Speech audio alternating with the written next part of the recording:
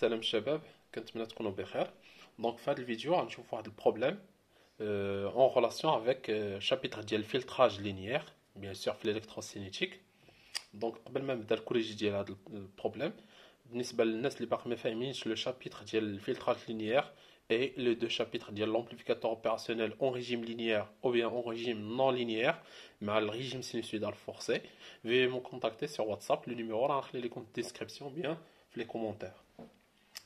Alors on dit problème filtre d'ordre 2. Bien sûr, on a fait le cours de filtrage. بالنسبة les filtres d'ordre 2, on a trois types de filtres. Normalement, on a quatre types de filtres. Filtre passe-bas d'ordre 2, filtre passe-haut d'ordre 2, filtre passe-bande d'ordre 2 et filtre coupe-bande d'ordre 2.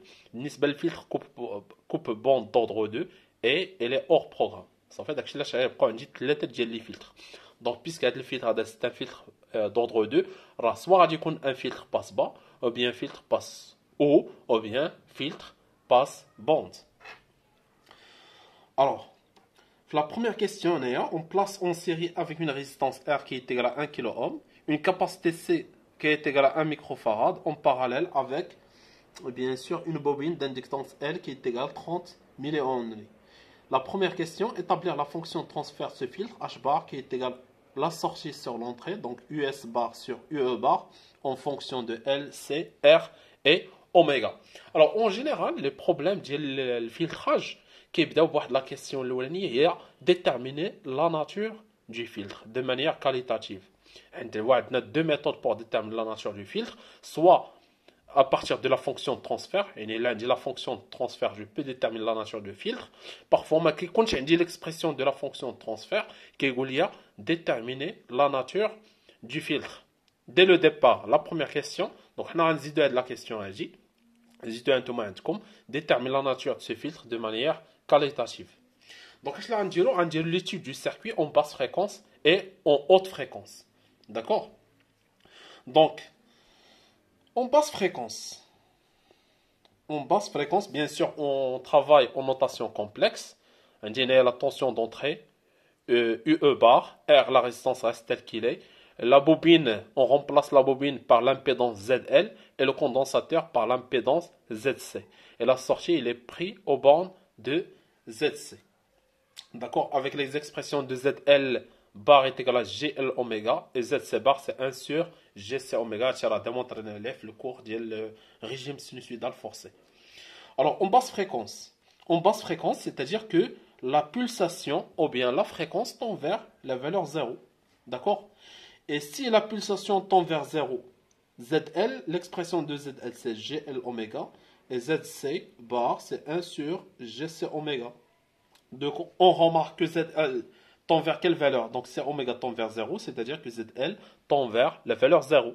Et pour le condensateur, donc ZC bar tend vers l'infini. D'accord? Tend vers l'infini. Donc la question qui se pose, quel est le comportement de la bobine et du condensateur en basse fréquence? Donc en basse fréquence, la bobine se comporte puisque ZL tend vers 0. ZL tend vers 0, c'est comme une résistance qui tend vers 0. Donc le comportement de la bobine, c'est un fil, tout simplement. ZC tend vers l'infini, c'est-à-dire que le courant tend vers 0 et donc le condensateur se comporte comme un interrupteur ouvert. D'abord, je vais dire un schéma équivalent en basse fréquence. Donc, schéma devient l'entrée,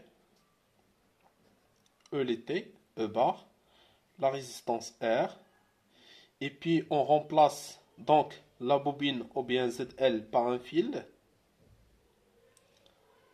d'accord, et le condensateur, on le remplace par un interrupteur ouvert. Donc la sortie, on a dit la tension US bar. Alors, puisque les deux dipôles sont en parallèle, c'est-à-dire la tension US bar, c'est exactement la tension aux bornes de la bobine. Alors, la tension US bar, c'est exactement la tension LND, US bar. Or, la tension aux bornes d'un fil, à quoi est égale? La tension aux bornes d'un fil est égale 0. Donc, si on prend deux points, par exemple, ça c'est le point A et ça c'est le point P.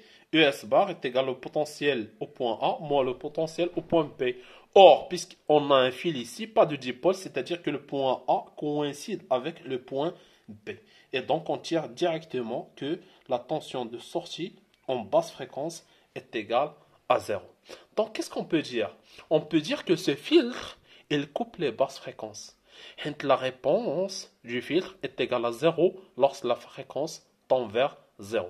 Donc, le filtre ADA tire les basses fréquences. Il coupe les tensions sinusoïdales de basse fréquence. Alors maintenant, achevons le comportement en haute fréquence. En haute fréquence, oméga, la pulsation ou bien la fréquence tend vers l'infini. Et donc, ZL cette fois-ci tend vers l'infini. Et ZC, on va leur dire, il y a la valeur 0. Et donc, le comportement de la bobine se comporte cette fois-ci comme interrupteur ouvert et le condensateur se comporte comme un fil. Et donc le schéma équivalent en haute fréquence, E bar, la tension d'entrée UE, on va se mettre à UE, la résistance R, et puis la bobine se comporte comme un interrupteur ouvert et le condensateur se comporte comme un fil. Et ici on a la tension de sortie US bar. Donc on remarque, de même, on obtient US bar, c'est la tension aux bornes d'un fil. La tension aux bornes d'un fil directement est égale à 0. Donc qu'est-ce qu'on remarque? Le filtre, il coupe les basses fréquences et aussi il coupe les hautes fréquences. Quel est le contexte? Le filtre ne coupe pas, par exemple, les basses fréquences. Si on obtient une valeur différente de 0 dans la tension de sortie, si par exemple la tension de sortie en basse fréquence est différente de 0, on dit que le filtre il laisse passer les tensions de basse fréquence. D'accord? Et alors que pour ce filtre, puisqu'on a trouvé la sortie, elle est nulle à la fois en basse fréquence et en haute fréquence, c'est-à-dire que le filtre, il coupe les basses fréquences, il coupe les hautes fréquences, donc il va laisser une bande de fréquence entre. Donc, c'est-à-dire ni les basses fréquences, ni les hautes fréquences. Il y a la bande de fréquence, F1, F2. Donc, on dit qu'il s'agit d'un filtre passe-bande. D'accord? Donc, il s'agit d'un filtre passe-bande.